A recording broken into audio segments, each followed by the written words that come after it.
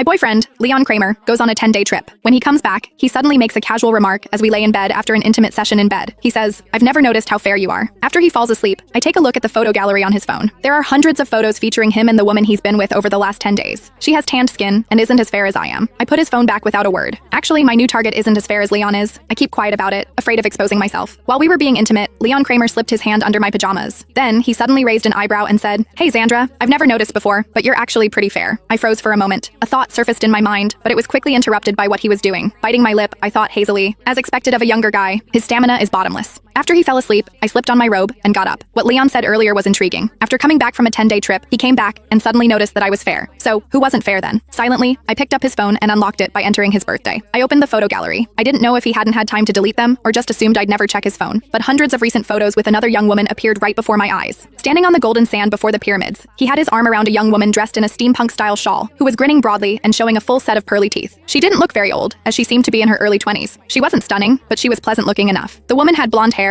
a round face, and big doe eyes. When she smiled, it carried that distinct brightness of youth. As I kept scrolling, the photos became increasingly inappropriate. They were in a hotel pool, in front of massive floor-to-ceiling windows, and on a large double bed. When their bodies were intertwined, the young woman didn't seem to mind Leon taking photos of them at all. Young people nowadays were so incredibly bold. Most importantly, she had a tanned complexion. Now, I understood why Leon said I looked fair. He had spent 10 full days with her before coming back to me, so of course I'd seem fair in comparison. I quietly placed the phone back beside Leon's pillow and glanced at him. His brows and eyes were relaxed as he slept soundly. Under the moonlight, his prominent forehead cast deep shadows over his eye sockets, where long eyelashes adorned his closed eyelids. How nice it was to be young. One could fall asleep the moment their head hit the pillow. I reached out and gently touched his eyelid. His lashes trembled slightly, but he didn't wake up. The first time I met Leon was when my younger cousin, Kelly Porter, started college. I went to visit her on campus. A crowd of girls had gathered on the field. Curious, I squeezed in and heard the sound of a guitar. The evening breeze brushed through the boy's hair. His slender fingers strummed the guitar, and the setting sun outlined the firm, yet not overly bulky lines of his back. His thin eyelids carried a faint blush. His long lashes were lowered slightly as he sang a foreign song, his voice husky and magnetic. I listened carefully, and it sounded like he was singing in Farvone. The girls around us chattered and snapped photos. Kelly tugged at my arm excitedly. "Xandra, that's the lead singer of a band formed by students here. Isn't he handsome? He could totally debut right away." He really was handsome. I nodded, intrigued. So, when he finished singing that day, and the girls rushed up to ask for his number, I, much to Kelly's shock, also handed him my phone. What happened next followed naturally. Leon posted on social media asking where he could find a good recording studio, and I recommended a friend's studio to him. To thank me, he treated me to a meal. Later, I helped him out a few more times, and before long, the two of us ended up together. Leon didn't like living in the dorms, so I moved out with him. He didn't like takeout, so I learned to cook 3 meals a day for him. He didn't like having strangers in the house, so I terminated the cleaning service and took over all the housework myself. It was fair to say that over these past few years, I'd taken care of him in every possible way. Kelly, who initially gritted her teeth in frustration, later felt conflicted about our relationship. She warned me, "Leon seems pretty flirty. I've heard he's gone through more than a dozen girlfriends in a year. Don't fall in too deep."